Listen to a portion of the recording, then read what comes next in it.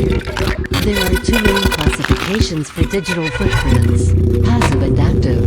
A passive digital footprint is created when data is collected without the owner knowing, whereas active digital footprints are created when personal data is released deliberately by a user for the purpose of sharing information about oneself by means of websites or social media.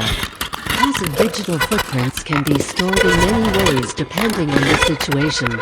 In an online environment, a footprint may be stored in an online database as a hit. This footprint may track the user IP address, when it was created, and where they came from, with the footprint later being analyzed.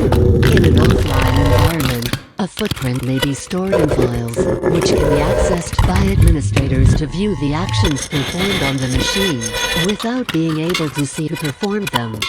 Active digital footprints can also be stored in many ways depending on the situation. In an online environment, a footprint can be stored by a user being logged into a site when making a post or change, with a registered name being connected to the edit. In an offline environment, a footprint may be stored in files when the owner of the computer uses a keylogger, so logs can show the actions performed on the machine, and who performed them. One of the features of keylogger is to monitor the clipboard for any changes, as the user will sometimes have a very good habit of copying and pasting passwords and taking screenshots. Tony Fish expounded upon the possible dangers of digital footprints in a 2007 self-published book. The closed loop takes data from the open loop and provides this as a new data input. This new data determines what the user has reacted to, or how they have been influenced. The feedback then builds a digital footprint based on social data, and the controller of the social digital footprint data can determine how and why people purchase and behave. On the World Wide Web, the Internet footprint, also known as cyber shadow, electronic footprint, or digital shadow, is the information left behind as a result of a user's web browsing and stored as cookies. The term usually applies to an individual person, but can also refer to a business, organization, and corporation. Information may be intentionally or unintentionally left behind by the user, with it being either passively or actively collected by other interested parties. Depending on the amount of information left behind, it may be simple for other parties to gather large amounts of information on that individual using simple search engines. Internet footprints are used by interested parties for several reasons, including cyber vetting, where interviewers could research applicants based on their online activities.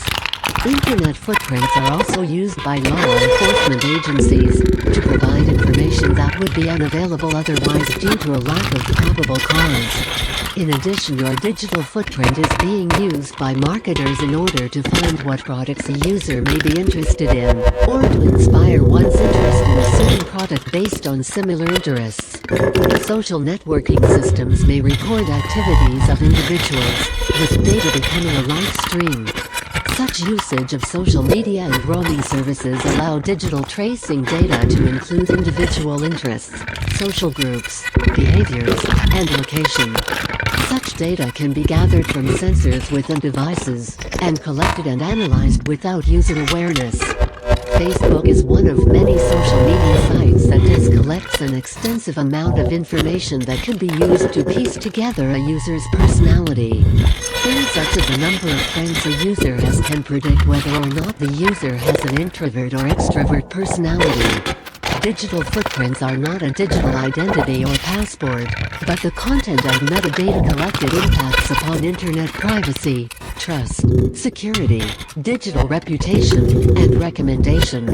As the digital world expands and integrates with more aspects of life, ownership and rights of data becomes important. Digital footprints are controversial in that privacy and openness are in competition. Scott McNealy, CEO of Sun Microsystems, said in 1999, "Get over it," when referring to privacy on the internet.